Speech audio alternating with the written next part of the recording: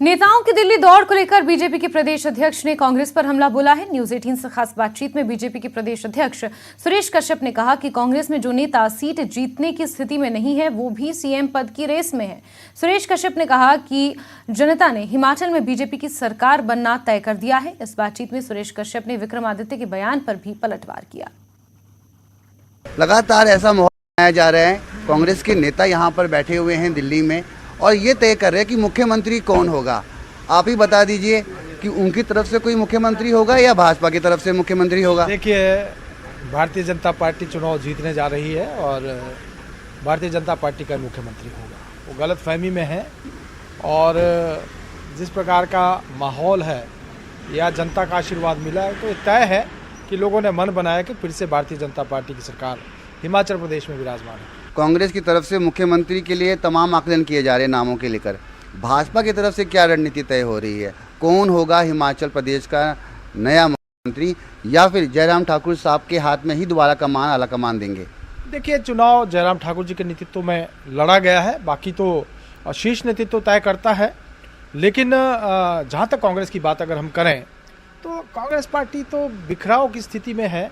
आज हर कोई वो व्यक्ति जो अपनी सीट जीतने की जिसकी संभावना नहीं है वो भी मुख्यमंत्री की रेस में है। तो इसी बात से अंदाज़ा लगाया जा सकता है कि आज कांग्रेस पार्टी की स्थिति प्रदेश में क्या है। बहुत सारे ऐसे लोग हैं जो आज मुख्यमंत्री बनने का जो दम भर रहे हैं, लेकिन अपनी सीट जीतने की उनकी हैसियत नहीं है, अपनी सीट नहीं जीत पाएंगे, इतना तय है।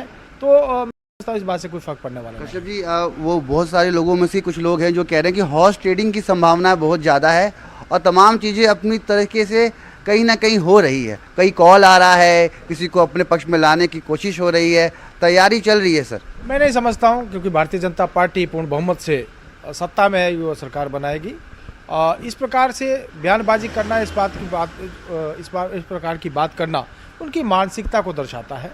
लेकिन इतना तय है कि जनमत जो है भारतीय जनता पार्टी को मिला है और हम फिर से सरकार बनाने जा रहे हैं। धन्यवाद हमसे बातचीत करने के लिए। तो ये थे हिमाचल बीजेपी के स्टेट प्रेसिडेंट, साफ तौर पे कहते हुए नजर आए कि हिमाचल में एक बार दोबारा हम सरकार बनाते हुए नजर आएंगे।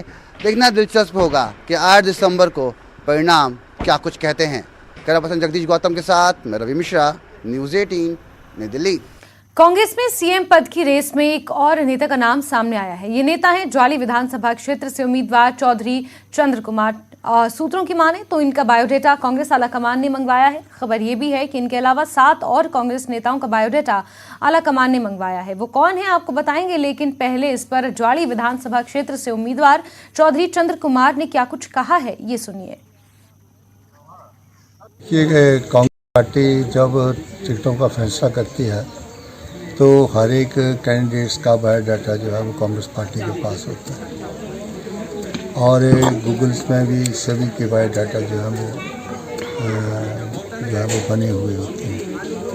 तो जब कांग्रेस पार्टी की जो अध्यक्ष है उसके पास सारी डिटेल्स होती है, श्रीमती सोनिया गांधी ने जब टिकटों का फैसला किया तो सभी प्रत्याशियों का बायोडाटा दे करके उन्होंने टिकटों का फैसला किया है और इलेक्शन कमेटी के पास भी सभी प्रत्याशियों का बायोडाटा होता है। तो ये कोई नई बात नहीं है, क्योंकि कांग्रेस पार्टी के पास सभी जो प्रत्याशी होते हैं उनका पूरा बायोडाटा होता है और पूरी जानकारी जो है वो हर एक प्रत्याशी के संबंध में जो पूरी जानकारी उसमें जो है दी जाती है।